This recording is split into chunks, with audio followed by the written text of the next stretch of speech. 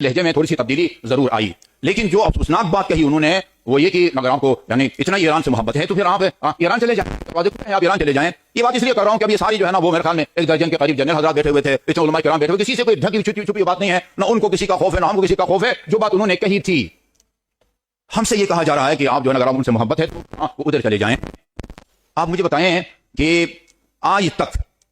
کسی صوبے میں بہت جگہ پر پارچنار ہے، کراچی ہے، اسلام آباد ہے، وہ علاقے غیر، کسی جگہ شیعوں نے کسی فوجی سپاہی کو شہید کیا ہو؟ آپ نہیں ریکارڈ دکھا سکتے۔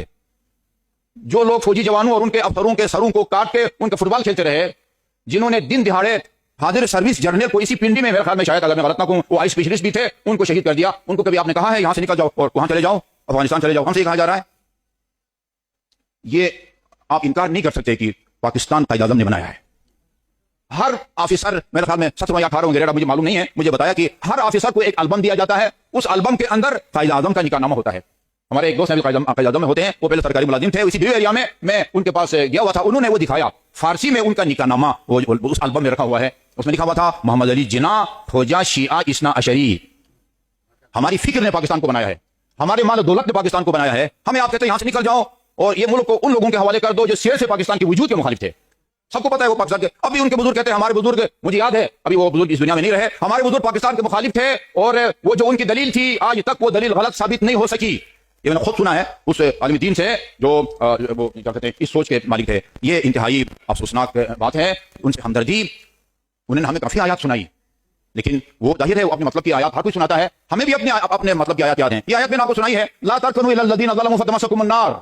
سب سے پہلے تو انہوں نے اظہار خیال کے آغاز میں فرمایا، افسوس کا اظہار کیا، اور افسوس کا اظہار کرنے کے بعد کہا کہ وہ رہبر شہید وہ مجھے بہت پسند کرتے تھے، مجھ سے میرے ذاتی تعلقات تھے، اور انہوں نے کہا کہ میں آپ کو اس لیے پسند کرتا ہوں کہ میں بھی فرزند علی ہوں اور آپ بھی جو ہے نا وہ فرزند علی ہیں۔ ساتھ ساتھ انہوں نے پھر ایران سے اپنی ہمدردی کا اظہار کرتے ہوئے فرمایا کہ میں نے ان سے کہا تھا کہ آپ جو ہے نا وہ پہلے طاقتور بنے۔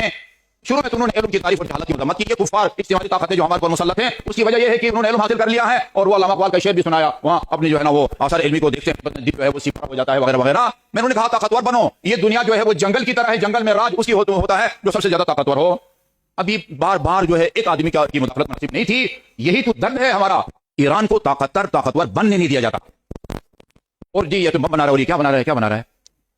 اور انہوں نے اس خدشے کا اظہار کیا کہ ایران جو ہے وہ مثلا بعض ممالک کے اگر آپ ملک کا نام بھی لیا وہ اس پر حملہ نہ کریں، اور ہمارا ان سے جو ہے وہ دفاعی معاہدہ ہوا ہے، لہذا پھر ہم ان کا دفاع یا ان کی مدد کرنے پر مجبور ہوں گے۔ انہوں نے اپنے اس خدشے کا اظہار کیا ہے، اور میں وہ چیف صاحب کا ایک جملہ ابھی دیانت کا تقاضا یہ ہے کہ میں اس کو دہراؤں۔ انہوں نے یہ بھی کہا، لوگ کہتے ہیں کہ وہ ایران کے بعد پاکستان کا نمبر آئے گا، انہوں نے کہا کہ ایران کو کچھ نہیں ہوتا اور آخر میں فتح ایران کی ہوگی، یہ ان کے الفاظ تھے۔ اور پھر کہا کہ اس کے بعد پاکستان کی باری ہے، انہوں نے یہ بھی کہا کہ پاکستان ایران نہیں ہے، اگر پاکستان جاتا ہے تو اس کے ساتھ آدھی دنیا بھی جائے گی۔ یہ الفاظ جو ہے ان کے آپ تک پہنچنا وہ ضروری ہے، لیکن مجموعی طور پر مجھے افسوس یہ ہوا کہ انہوں نے یعنی بڑے سخت لہجے میں اور بزرگ علماء کرام کے سامنے بڑے توہین آمیز انداز میں گفتگو کی، اور پھر ہمیں یعنی اسی پوائنٹ پر ان سے سوال کرنے کا بھی انہوں نے موقع نہیں دیا، اور افطار اور نماز کے بعد جو ہے وہ چلے گئے، اور البتہ ان کے ترجمان بعد موجود ہے، ان کے سامنے بعض علماء نے جو ہے نا وہ اظہار خیال کیا، اور آخر میں آپ اس کو لطیفہ سمجھیں، وہ ایک صاحب تھے غالباً کوئی جنرل صاحب تھے، انہوں نے ان کے سامنے وہ گھڑی رکھی اور آشا سے کہا 20 منٹ باقی ہیں افطار میں۔ تھوڑی دیر کے بعد پھر وہ گھڑی کی طرف دیکھنے لگے، تو میں نے کہا آپ آج افطار ہمارے ساتھ کریں اور ان کو جو ہے 10 منٹ اور دے دیں۔